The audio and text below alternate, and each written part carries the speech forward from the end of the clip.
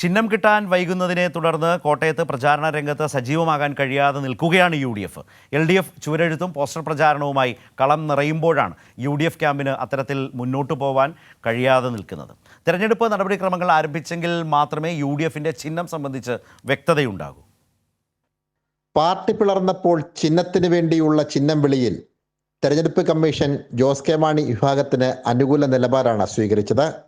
അതുകൊണ്ട് തന്നെ 2 ചിഹ്നം ജോസ് കെ മാണിക്കും കൂട്ടർക്കും ലഭിച്ചു. കഴിഞ്ഞ തദ്ദേശ തെരഞ്ഞെടുപ്പിൽ ചെണ്ടയായിരുന്നു ജോസഫ് വിഭാഗത്തിന്റെ ചിഹ്നം. നിയമസഭയിൽ ട്രാക്ടർ ഓടിക്കുന്ന കർഷകനും ചിഹ്നമായി ലഭിച്ചു. തെരഞ്ഞെടുപ്പ് പ്രഖ്യാപിക്കാത്തതിനാൽ ഇക്കുറി ഏത് ചിഹ്നം ലഭിക്കുമെന്ന് ഇപ്പോഴും ഒരു വ്യക്തതയില്ല. എന്നാൽ ചിഹ്നം സംബന്ധിച്ച് ആശങ്കയില്ലെന്നാണ് ഫ്രാൻസിസ് ജോർജ് പറയുന്നത്. ഞങ്ങൾക്കിപ്പോൾ ഞങ്ങൾ റെക്കഗ്നൈസ്ഡ് പാർട്ടികൾക്കാണ് ഇലക്ഷൻ കമ്മീഷൻ സ്ഥിരമായ ചിഹ്നം. ഞങ്ങളൊരു രജിസ്റ്റേർഡ് പാർട്ടിയാണ്.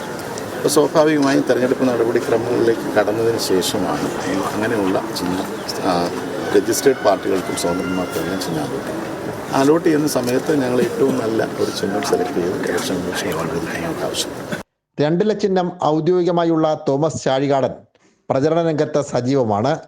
ചുവരെഴുത്തും പോസ്റ്റർ പ്രചരണവുമായി LDF സ്ഥാനാർത്ഥി കളം നിറഞ്ഞു കഴിഞ്ഞു. എന്നാൽ കാര്യമായ പ്രചരണം UDF ക്യാമ്പിൽ തുടങ്ങിയിട്ടില്ല. പരമാവധി വോട്ടർമാരെ കാണുവാനുള്ള തിരക്കിലാണ് LDF UDF സ്ഥാനാർത്ഥികൾ ഇപ്പോൾ. സാംജിത് ആർപ്പൂക്കരയ്ക്കൊപ്പം സനോജ് സുരേന്ദ്രൻ, കൈരളി ന്യൂസ്, കോട്ടയം.